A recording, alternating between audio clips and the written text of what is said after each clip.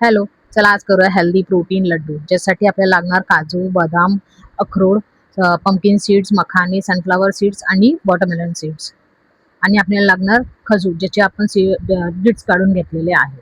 तर 1 चम्मच तुपामध्ये आपण काजू, बदाम आणि अक्रोड फ्राय करून घेऊया. ते थोडंसं 2 मिनिटानंतर आपण सगळे सीड्स टाकूया. सनफ्लॉवर, पंपकिन हे सगळे सीड्स असतात ना, ते सगळं टाकून घेऊया आणि मस्त तुपामध्ये फ्राय करून घेऊया आणि फ्राय करून झाल्यानंतर एका प्लेटमध्ये त्याला काढून घेऊया. मग त्याच कढईमध्ये न तूप घालता मखाने फ्राय करून घेऊया. म्हणजे आचेवरती फक्त स्लोवरती खुशखुशीत होईपर्यंत करून घेऊया फ्राय. मग 1 चम्मच तूप टाकून त्याच्यामध्ये आपण खजूर पण फ्राय करून घेऊया. त्याला चिकट व्हायची गरज नाही.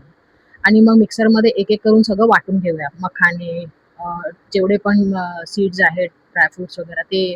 मग खजूर पण वाटून घेऊया आणि कढईमध्ये थोडंसं तूप टाकून गूळ पण आपण मेल्ट करून घेऊया. मग त्याला मिक्स करून घ्या.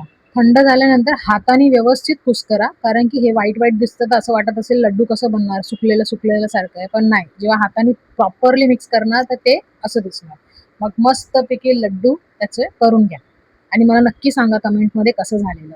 Thank you.